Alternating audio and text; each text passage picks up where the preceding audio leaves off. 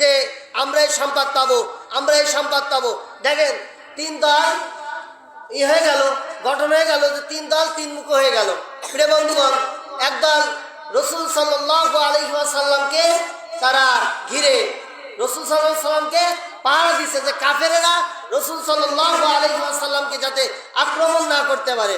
দুই নম্বরে যারা কাফের সৈনিক, যারা আগের সময় তো ভাতা ছিল না, যে কাফেরদের এই যারা মুমিন মুত্তাকিন যারা সাহাবী তারা ওই ভাতা দিয়ে তাদের জীবিকা করবে।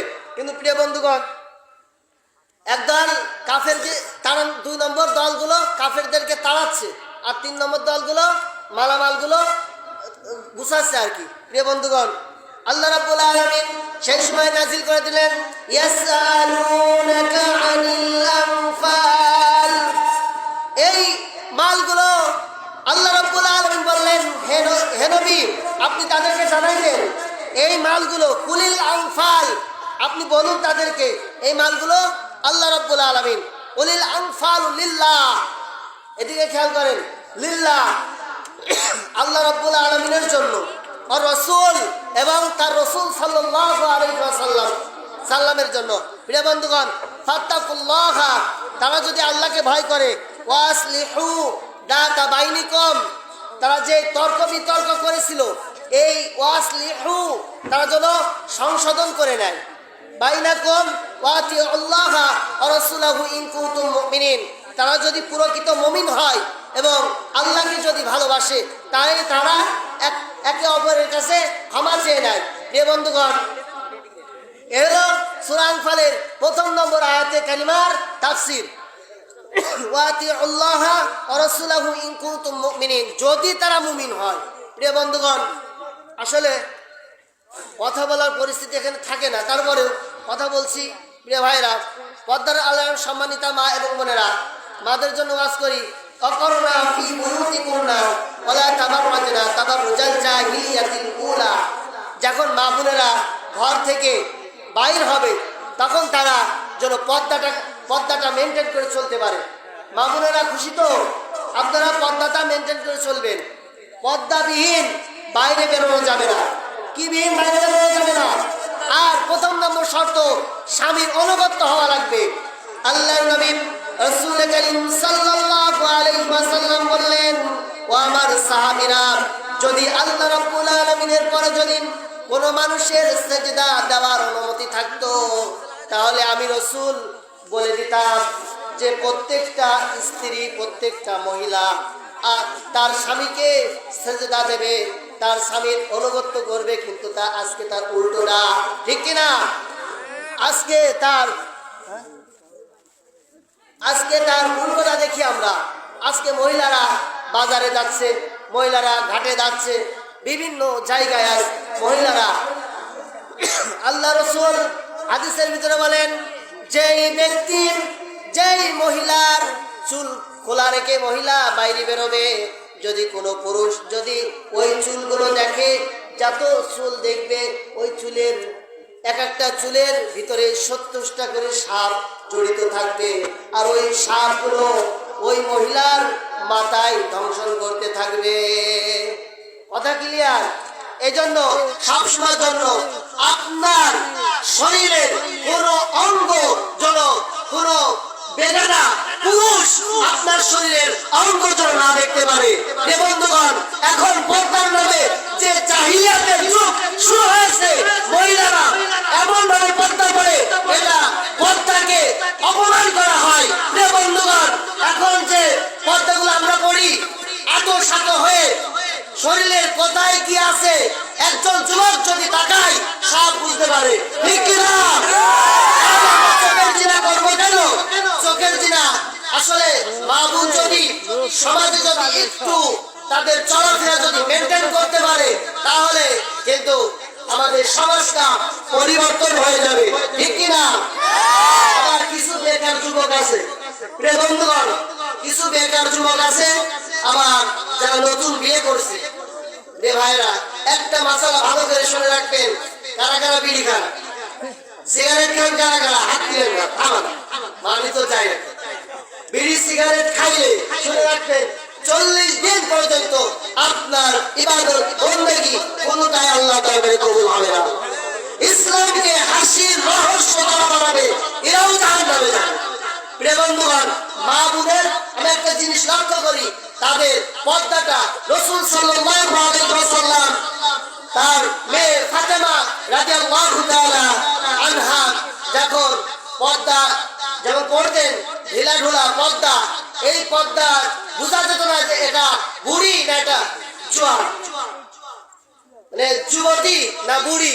এখন মনে করেন বুড়িরা আপনার ঢিলাঢালা পরে, বোরকা পরে, আর যারা তরুণ, যারা ইয়াং মহিলাদের ভিতরে তারা আটো জিনিসগুলো পরে। এই জিনিসগুলা পরে আজকে অনেক যুবকের মাথায় খারাপ করে দেয়। এ বন্ধুগণ, অনেকে দেখবেন চায়ের দোকানে, তারপরে বাজারে, হাটে ঘাটে সব যুবকদের জন্য কি হয়েছে, তাদের দৃষ্টি যে কিভাবে কেড়ে নিয়েছে বলা যায় না। হা করে ফেল দিয়ে তাকিয়ে থাকে। রে ভাইরা, এটা করা যাবে না। এটা করলে আপনার চোখের জেনা হবে। কিসের জেনা হবে? চোখের জেনা হবে। তাহলে এটা করে লাভ কি? আর এখন সমাজে এমন একটা অবস্থা হয়ে গেছে, আমরা জিনাকে সহজ করি এবং বিয়েকে আমরা কঠিন করি। আল্লাহ রাসূলের হাদিস যে জিনাকে কঠিন করো, বিয়েকে সহজ করো। আজকে ধরো আমরা যখন বিয়ে বাড়িতে লোক যখন যাই, মেয়ের পাঠানো হয় শ্বশুর বাড়িতে, মনে হয় যে একটা গরু কিনা বিছা আসছে, এরকম একটা অবস্থা। প্রিয় ভাইরা, এটা করা যাবে না। আপনার জিনাকে কঠিন করতে হবে, বিয়েকে সহজ করতে হবে। প্রিয় ভাইরা, যেহেতু আমরা সূরা আল আনফাল থেকে কিছু কথা শুনছিলাম যে গনিমতের মাল, যুদ্ধের মাল, যখন রাসূল সাল্লাল্লাহু আলাইহি ওয়াসাল্লাম কিন্তু 27টি যুদ্ধের সেনাপতি ছিলেন। কয়টা? 27টি যুদ্ধের সেনাপতি ছিলেন। তাবলীগ করলে আর মসজিদের কোনায় বসে আল্লাহ আল্লাহ করলেই আল্লাহর দরবারে কবুল হবে, এটা কোনো গ্যারান্টি নাই। রাসূল সাল্লাল্লাহু আলাইহি ওয়াসাল্লাম যেভাবে তাবলীগ করেছে, যেভাবে সমাজটাকে চালিয়েছে, সেভাবে চালান, দেখেন কিভাবে পরিবর্তন হয়। প্রিয় ভাইরা, তাহলে আমরা বুঝেছিলাম ইয়াসআলুনাকা আনিল আনফাল। ফাল শব্দ হলো মালকে বোঝানো হয়েছে। ফাল শব্দ কি কে বোঝানো হয়েছে? মালকে বোঝানো হয়েছে। ইয়াসআলুনাকা, তারা তিনটি দলে বিভক্ত হয়ে গেছে। তিনটে দলে বিভক্ত হয়ে গেছে। প্রথম নম্বর দল হলো তার রাসূল সাল্লাল্লাহু আলাইহি ওয়াসাল্লামকে তারা পাহারা দিচ্ছে, রাসূল সাল্লাল্লাহু আলাইহি ওয়াসাল্লামকে তারা ঘিরে রাখছে যেন কোনো কাফেরেরা আক্রমণ না করতে পারে। প্রিয় বন্ধুগণ, এখন রাসূল সাল্লাল্লাহু আলাইহি ওয়াসাল্লাম পৃথিবীতে নাই, তার আদর্শ নিয়ে, তার নাম নিয়ে আজকে যেভাবে কাফের বেদিন নাস যারা যেভাবে এই উল্টোপাল্টা কাজ শুরু করেছে, নেট খুললে, ইউটিউব খুললে আজকে আমার রাসূলকে নিয়ে গালি দেয়, ঠিক কি না? রাসূলকে নিয়ে গালি দেয়। এটা যদি কোনো মুসলমান যদি এই আওয়াজ শোনে, তার প্রতিবাদ যদি তার অন্তর থেকে যদি প্রতিবাদ না আসে, সে মুসলমান না।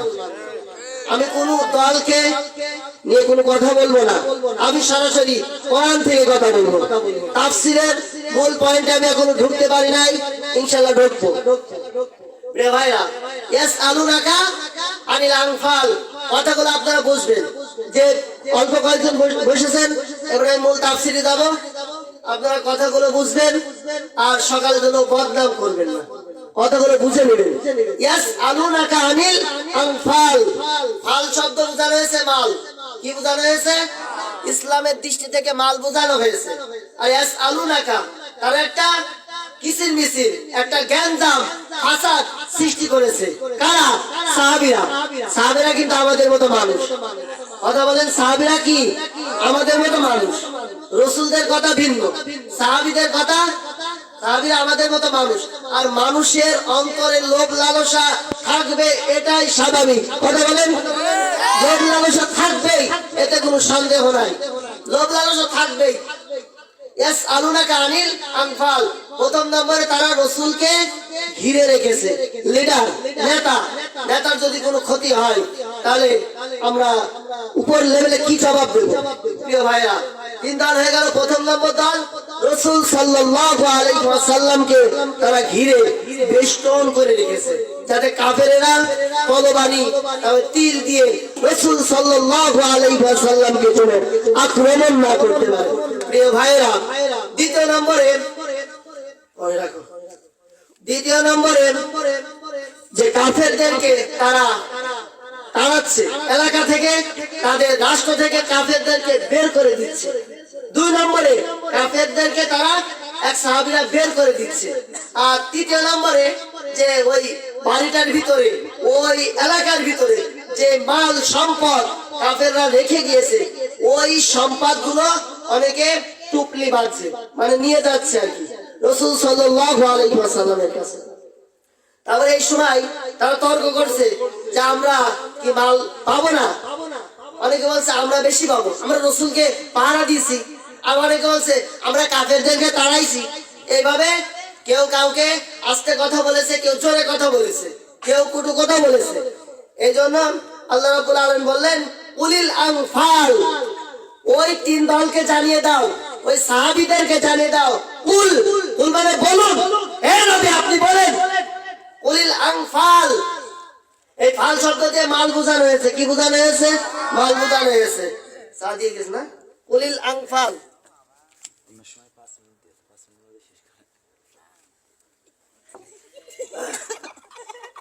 উলিল আনফাল মাল বোঝানো হয়েছে।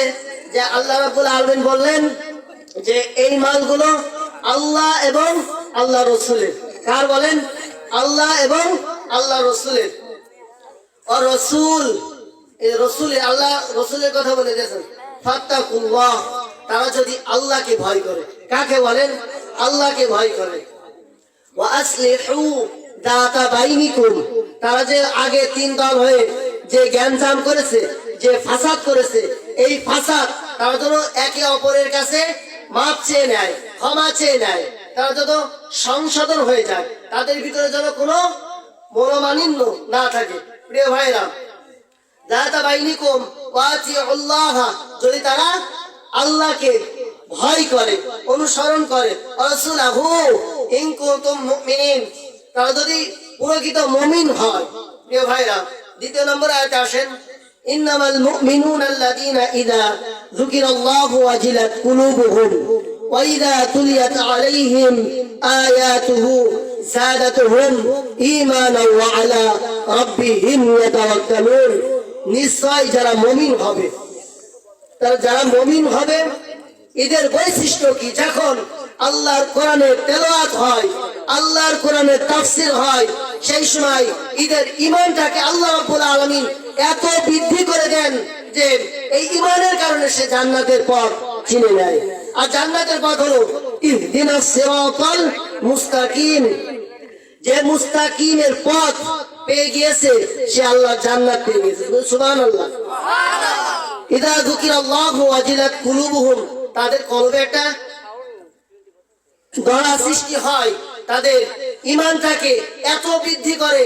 হযরতে আবু বকর, হযরতে ওমর, হযরতে আলীর মতো তাদের ঈমানটাকে বৃদ্ধি পায়। কুলুবুহুম ওয়া ইযা তুলিয়াত আলাইহিম আয়াতুহু যাদাতুহুম ঈমানান ওয়া আলা রাব্বিহিম ইয়াতাওয়াক্কালুন। তারা আল্লাহর আইন ছাড়া কোন মানুষের তন্ত্র মন্ত্র কোনটাই বিশ্বাস করে না। ঠিক কিনা? বন্ধুগণ, আপনারা দেখতে পেয়েছেন বিগত 17 বছর ধরে আল্লাহর ওলিরা এই কোরআনের ময়দানে তারা উন্মুক্ত ভাবে কথা বলতে পারে নাই। ঠিক কিনা? যেমন করে আমাদের কোরআনের পাখি আল্লামা দেলার হোসেন সাইদিকে তারা শহীদ করে দিয়েছে। প্রিয় ভাইরা, হ্যাঁ, 3 নম্বর আয়াতে কারিমার ভিতরে আল্লাযীনা ইউকিমুনাস সালাহ ওয়া মিম্মা রাযাকনাহুম ইউনফিকুন, আল্লাহ রাব্বুল আলামিন বললেন আল্লাযীনা ইউকিমুনাস সালাহ, যারা মুমিন হবে, যারা মুত্তাকিন হবে, তারা প্রথম নামে তাদের কর্মসূচি থাকবে, তারা সমাজের ভিতরে নামাজটাকে প্রতিষ্ঠিত করবে। কি করবে? কোরআনের কোন জায়গায় নেই নামাজ পড়ো, কথা ক্লিয়ার বুঝবেন। পরের জন্য চায়ের দোকানে আমার কি মানে ষড়যন্ত্র না হয়। প্রিয় বন্ধুগণ, আল্লাযীনা ইউকিমুনাস সালাহ, এখানে সালাত শব্দ দিয়ে সালাতের কথা বোঝানো হয়েছে। অমিম্মা রাযাকনাহুম ইউনফিকুন, যে রিজিক আল্লাহ রাব্বুল আলামিন আমাকে আপনাকে দিয়েছে, এই রিজিক থেকে আল্লাহর পথে ব্যয় করবে। কার পথে বলেন? আল্লাহর পথে। সংক্ষিপ্ত আলোচনা আরেকটি আয়াত আছে, এই আয়াতের ব্যাখ্যা করে আমি ছেড়ে দেবো। প্রিয় ভাইরা, তাহলে দেখেন 4 নম্বর আয়াতে কারিমার ভিতরে আল্লাহ রাব্বুল আলামিন বলেন উলাইকা হুমুল মুমিনুনা হাক্কা, যারা উলাইকা ওরা হলো সফল হয়ে গেছে, মুমিনুনা হাক্কা লাহুম দারাজাতুন ইনদা রাব্বিহিম ওয়া মাগফিরাতু ওয়া রিজকুন কারীম। আল্লাহ রাব্বুল আলামিনের কাছে ওদের জন্য সম্মানিত জনক রিজিক আল্লাহ রাব্বুল আলামিন লিখে দিয়েছেন। প্রিয় ভাইরা, তাহলে এই কাজগুলো আমাদেরকে মেনটেন করা দরকার। প্রিয় বন্ধুগণ, আমি আর অল্প কিছু কথা বলবো। আমার তাফসীর এখানে শেষ। যেহেতু যে অবস্থা, আমার গলার অবস্থা ভালো নেই, আর আমার এই পজিশনে আমার কথা বলার উনি ছিল না। আমার বড় ভাই হাফেজ মাওলানা মিলন হোসেন ভাই, আসলে তার আমি যে কিভাবে ধন্যবাদ জানাবো, আমার মুখের জবানের ভাষা আমি খুঁজে পাচ্ছি না। প্রিয় বন্ধুগণ, তারপরে এখানে আরো আছেন হাফেজ মাওলানা মিজানুর রহমান মিলন ভাইয়া, আমাদের বড় ভাইয়ের জন্য দোয়া করি। আতালাল্লাহু আমরাহু ওয়া বারাকাল্লাহু ফি হায়াতি। আজকের সভাপতি আব্দুর রাজ্জাক শেখ মাহফিল পরিচালনা করেছেন মোহাম্মদ ইসমাইল হোসেন। সকলের জন্য আমার দোয়া এবং ভালোবাসা। অল্প কিছু সময়, আমি আর বেশি কোনো কথা বলবো না। সমাজে দেখেন প্রচালিত কিছু শিরিক, আল্লাহর বান্দারা এই শিরিকগুলো আমরা কিন্তু খুবই আপন করে নিই। এই শিরিকগুলো সম্পর্কে আমরা বুঝিও না, জানিও না। কোন আলেম বিষয়গুলো বলে, কিন্তু আমরা কেয়ার করে শুনি না। প্রিয় বন্ধুগণ, 1 নম্বরে একটা কাজ করা যাবে না, যে ইঁদুরের কাছে দাঁত চাওয়া যাবে না। আমরা কি চাই না? গ্রামের মা বোনরা কি বলে, ছোট ছোট ছেলেদের যখন ছেলে মেয়েদের দাঁত পড়ে যায়, যে তোমার দাঁতটাকে নিয়ে ইঁদুরের গর্তই দাও। এটা করা যাবে না। 1 নম্বর এটা। 6 নম্বর বললাম, 1 নম্বর শুনে রাখবেন। এই ছোট্ট ছোট্ট ভুলের কারণে আপনার সারা জীবনের ইবাদত বন্দেগী ফাআহবাতা আমালুকুম, সারা জীবনের ইবাদত বন্দেগী আল্লাহ রাব্বুল আলামিন ধূলিসাৎ করে দেবে। এই বন্ধুগণ, 1 নম্বর তাহলে ইঁদুরের কাছে দাঁত চাওয়া যাবে না। কার কাছে দাঁত চাওয়া যাবে না? দাঁত দেওয়ার মালিককে, দাঁত নেওয়ার মালিককে। 2 নম্বরে আসেন, ট্রাকের পিছনে অনেক সময় জুতা ঝুলিয়ে রাখে। গাড়ি, ইজি বাইক বলেন, যেগুলো গাড়ি ইঞ্জিন বহন গাড়িগুলোর ভিতরে পিছনে আমরা জুতা ঝুলিয়ে রাখি, ঝাঁটা ঝুলিয়ে রাখি, বারণ ঝুলিয়ে রাখি। এটা করা যাবে না। কি করা যাবে না? আমি এক ট্রাকওয়ালা জিজ্ঞাসা করলাম, ভাই জুতা ঝুলিয়ে রাখেন কেন? বলে হুজুর বদ নজরে বেঁচে থাকার জন্য, বদ নজর থেকে বেঁচে থাকার জন্য। 2 নম্বরে তাহলে ট্রাকের পিছনে জুতা, গাড়ির পিছনে জুতা ঝুলানো যাবে না। আবার অনেকে বাড়িতে জুতা ঝুলিয়ে রাখে, অনেকে আবার গরুর গলায় জুতা ঝুলিয়ে রাখে, বলে হুজুর বদ নজর থেকে বাঁচার জন্য। প্রিয় বন্ধুগণ, আল্লাহ বিপদ দেওয়ার মালিক, আল্লাহ সুস্থ করার মালিক। কি বললেন? আল্লাহ বিপদ দেওয়ার মালিক, আল্লাহ সুস্থ দেওয়ার মালিক। প্রিয় বন্ধুগণ, 3 নম্বরে মাঝার দেখলে অনেক ড্রাইভাররা, মাঝার দেখলে, পীরের মাঝার দেখলে অনেক ড্রাইভাররা টাকা ছুঁড়ে মারে, টাকা দান করে, গাড়িটাকে আস্তে চালায়, যে বাবায় অনেক গরম, যদি গাড়ি জোরে চালাও তাহলে সামনে গেলে গাড়ি উল্টিয়ে যাবে। প্রিয় বন্ধুগণ, বাবা যদি গাড়ি উল্টিয়ে দেওয়ার কারণ হয়, তাহলে সে বাবা না ডাকায়? বলেন, বাবা না ডাকায়? 3 নম্বর। 4 নম্বর দেখেন, বাচ্চাদের কপালে আমরা কালো টিপ দিই। এটা করা যাবে না। কালো টিপ দিই, কি দি বলেন? কালো টিপ দিই, এটা করা যাবে না। সূরা, যদি বাচ্চাদের কোনো সমস্যা হয়, সূরা নাস, সূরা ফালাক, সূরা ইখলাস, আয়াতুল কুরসি, সূরা ফাতিহা, এগুলো পড়ে বাচ্চাদের কে ফু দিবেন। অটোমেটিক দেখুন বাচ্চার সব কান্না দূর হয়ে যাবে, সব মানে ভয় দূর হয়ে যাবে। 5 নম্বরে দেখেন, পরীক্ষার দিনে ডিম খাওয়া যাবে না। পরীক্ষার দিনে কি বললো? ডিম খাওয়া যাবে না। আসলে ডিম মনের মতো খাবেন। বলে যে পরীক্ষার দিনে যদি ডিম খাই, তাহলে আমার ছেলে, বিশেষ করে এই মা বোনরা এই কাজগুলো করে, যে পরীক্ষার দিনে যদি ডিম খাই, আমার ছেলে ডিমই পাবে, বললে পাবে। আসলে না, বেশি বেশি করে ডিম খাবেন। আমি যতবার আমি ডিম খেয়েছি ততবার আমি পরীক্ষায় পাশ করে গেছি। প্রিয় বন্ধুগণ, 6 নম্বরে আসেন যমজ কলা। কি বললাম? যমজ কলা খাওয়া যাবে না। বলে যে যমজ কলা খাইলে যে যমজ বাচ্চা হয়।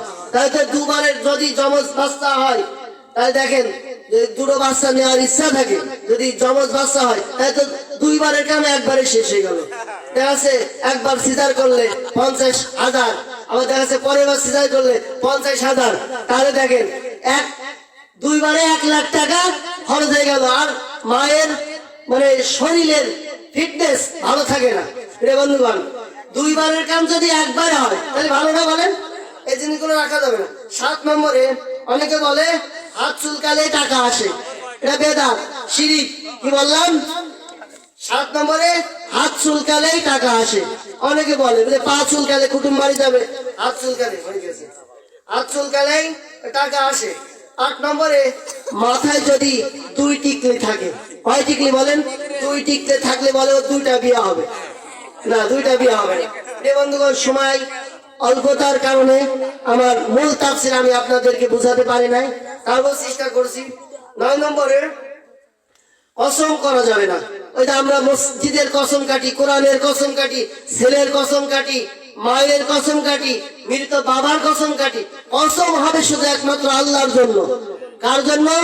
আল্লাহর নামে কসম হবে, আল্লাহর নাম ব্যতীত কোনো নামে কসম হবে না। 9 নম্বরে। 10 নম্বরে কুফায়া, মানে সংসারে যখন আসে হাতে যদি কিছু পড়ে যায়, যে এ কুলক্ষণে, এ অমঙ্গলে, এটা বলা যাবে না। যে বিপদ দেওয়ার মালিক কে? আল্লাহ। 11 নম্বর দেখেন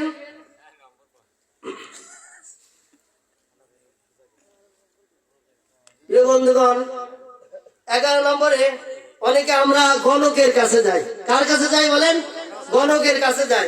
যে আমরা গণক বাবার হাতে হাত দেখাই, গণক বাবার হাত দেখে বলে দেয় তোর আয়ু এতদিন, তুই বড় লোক হবি। গণকের কাছে যেই ব্যক্তি যাবে তার 40 দিনের ইবাদত বন্দেগী আল্লাহর কাছে কবুল হবে না। কার কাছে বলেন? আল্লাহর কাছে কবুল হবে না। 12 নম্বরে হাতের রেখা দেখানো যাবে না, যে আমি এতদিনই বড় লোক হয়ে যাবো, এত কিছু হবো, এটা করা যাবে না। 13 নম্বরে এই যে তাগি, আমরা তাগি বান্ধি না, হাতে কালো তাগি, লাল ফিতা, এসব বাঁধা যাবে না। 14 নম্বরে হাতে সুতা বাঁধা যাবে না। 15 নম্বরে তাবিজ ঝোলানো যাবে না। কি যাবে না? তাবিজ ঝোলানো যাবে না। আমার যেহেতু সময় শেষ, তাহলে আমাদের মূল তাফসীর ছিল যে সূরা আনফালের 1, 2, 3, 4। আসলে কথা বোঝানোর মতো অভিজ্ঞতা, এই অভিজ্ঞতা আমার এখনো হয়নি। তারপরেও মিলন ভাইয়ের ভালোবাসায় এবং আপনাদের ভালোবাসায় এখানে আমি আজকে বসতে পেরেছি। আমার জন্য সকলে দোয়া করবেন যেন আল্লাহ রাব্বুল আলামিন কথাগুলো গুছিয়ে যাতে কোরআনের ময়দানে কথা বলার তৌফিক আমাকে যেন ভিক্ষা দেন। সকলে বলে আমিন। যদি আমার বক্তৃতার ভিতরে যদি কেউ কোনো কষ্ট পেয়ে থাকেন তাহলে আল্লাহর রাস্তে আমাকে ক্ষমা করে দিবেন। কোন ব্যক্তির রাস্তে নয়, আল্লাহর রাস্তে ক্ষমা করে দিবেন। পর্দার আড়ালে আমার সম্মানিতা মা এবং বোনেরা, কারুর মনে যদি আমি আঘাত দিয়ে থাকি আমাকে আপনারা আল্লাহর রাস্তে ক্ষমা করে দিবেন এবং আমার জন্য দোয়া করবেন যাতে আল্লাহর কোরআনের কথা নির্ভয়ে আল্লাহর জমিনে যেন আমি প্রচার করতে পারি।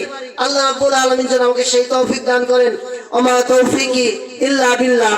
আসসালামু আলাইকুম ওয়া রাহমাতুল্লাহি তাআলা ওয়া বারাকাতুহু।